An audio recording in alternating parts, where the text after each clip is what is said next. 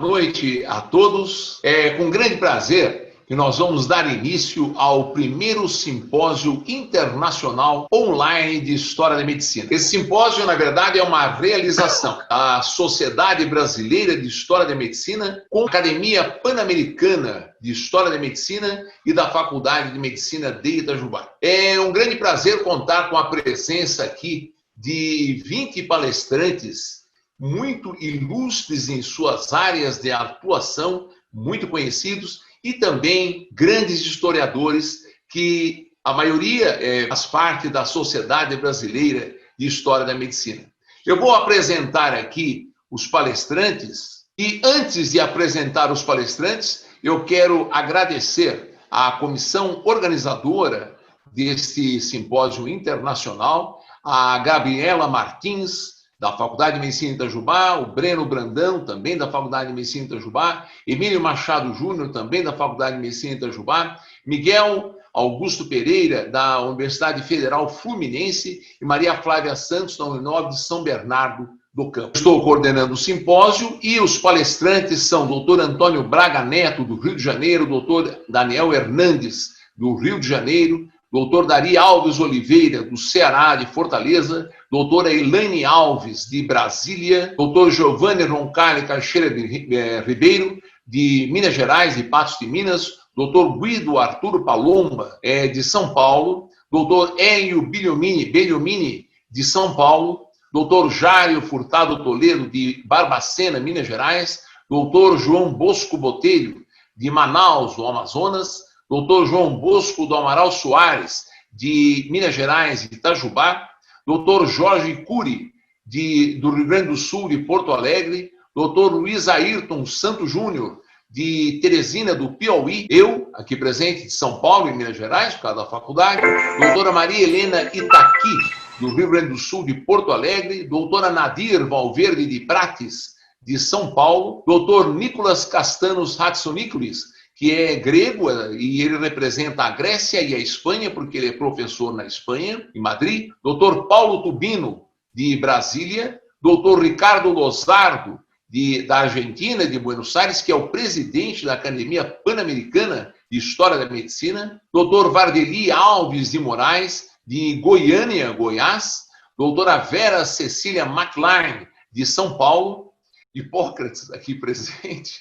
Nossa programação de hoje, nós teremos 5 apresentações no primeiro módulo e a seguir mais 5 apresentações. Muito boa noite a todos. Eu gostaria de iniciar agradecendo pelo convite e cumprimentando a Sociedade Brasileira de História da Medicina, na pessoa do Dr. Líbio, pela brilhante iniciativa.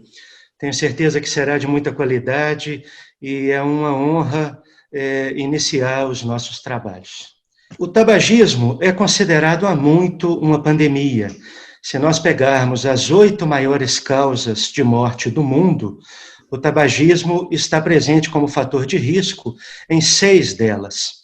Existem 1 bilhão e 300 milhões de fumantes no mundo e já está comprovado cientificamente que o tabagismo está ligado à gênese ou à evolução de mais de 50 doenças, causando no mundo inteiro 6 milhões de óbitos anualmente. Destes, 10% são fumantes passivos. O tabaco é originário das Américas e historicamente estava ligado ao poder, seja através de rituais mágicos, como, por exemplo, o poder xamânico durante os rituais religiosos, ou seja através de acordos políticos, como, por exemplo, para selar determinado trato com o cachimbo da paz.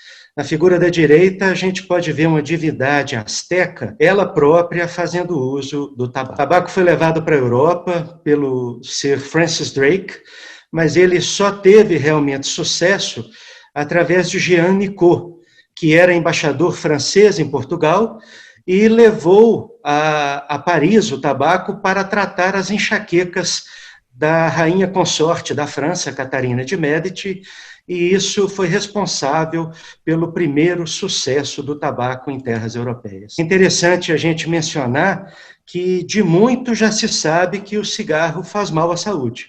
esse opúsculo do rei inglês James I, do início de um hábito prejudicial para o olho, para o nariz, para o cérebro e para os pulmões. A despeito disso, o tabaco sempre esteve alinhado com o poder econômico.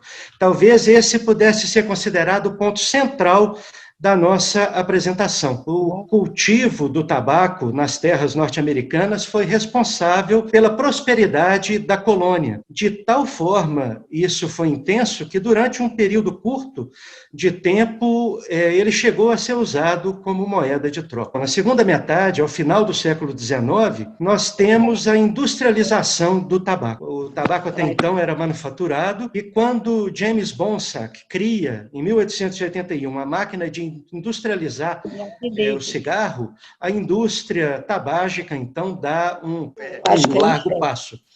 Nós costumamos dizer que nenhuma arma de destruição de massa, ou nenhuma máquina, ou as bombas atômicas mataram mais gente do que a máquina de empacotar cigarros. É impressionante também como o marketing está presente na história da indústria tabageira desde o início dessa sua prosperidade, seja através de um poema português de Fernando Pessoa, de um tango argentino, de cinema hollywoodiano, onde eram retratados os grandes astros e estrelas do cinema, sempre com o cigarro à boca. Importante mencionar também a presença do poder do argumento de autoridade, onde médicos eram contratados pela indústria tabageira para dizer da sua preferência por esse ou aquele cigarro.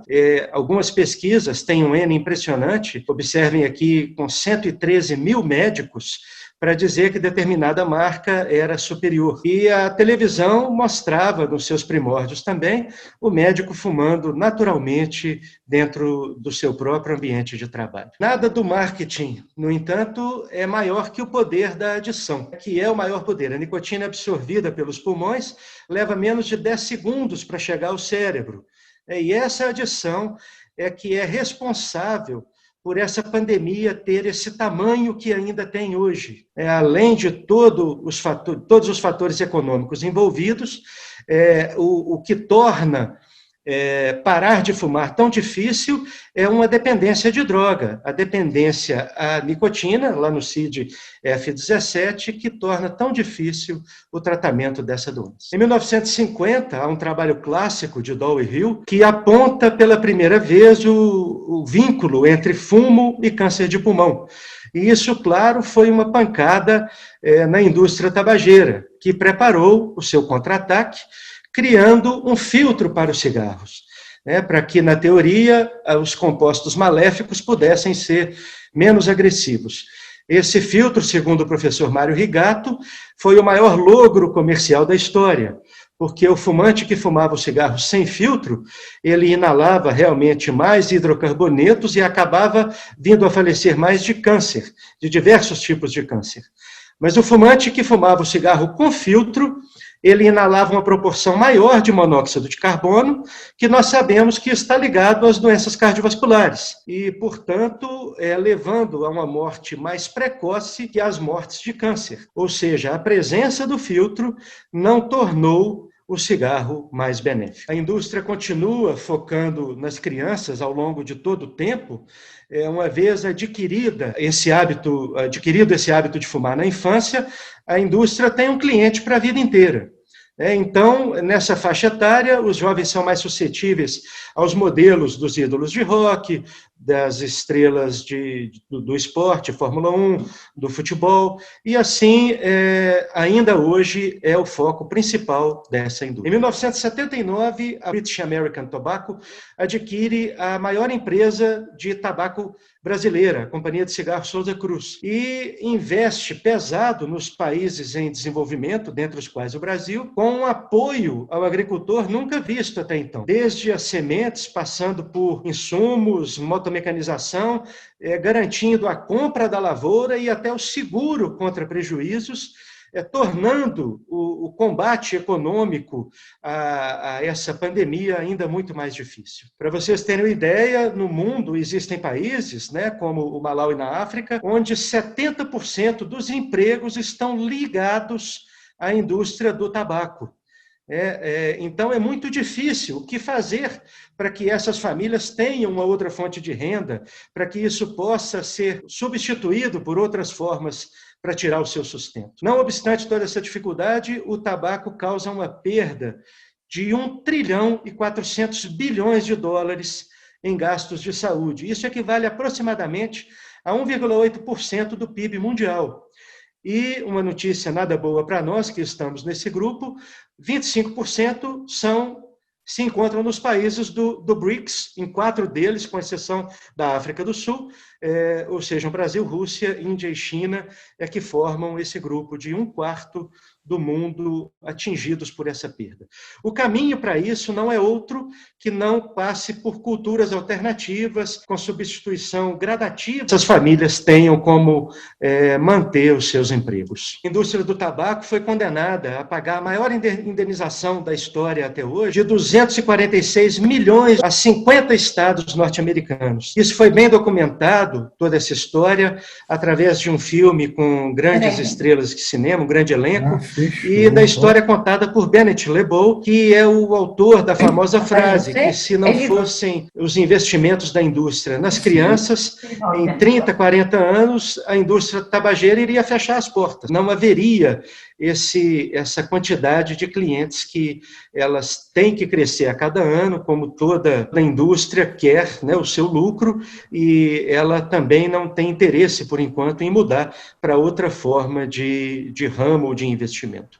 Nós temos que lembrar que 246 milhões de dólares não é nada para um faturamento anual dessas indústrias, que movimentam cerca de 300 bilhões de dólares a cada ano. No nosso país, nós atingimos aí, essa semana, triste marca de 90 mil óbitos pelo coronavírus, né? Pela pandemia que nós estamos vivendo de forma tão trágica.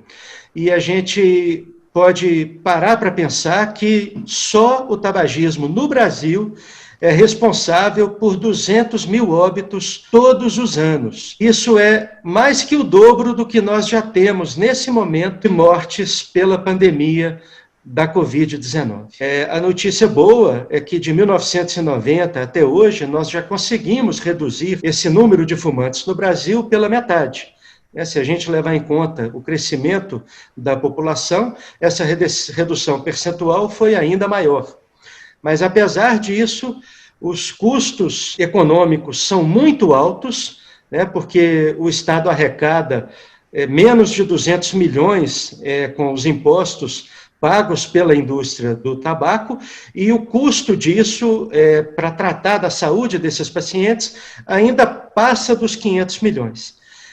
Mais importante que isso é o custo social, o custo emocional, né, das famílias que perdem os seus entes queridos, das famílias que perdem os seus provedores, das empresas que perdem os seus funcionários.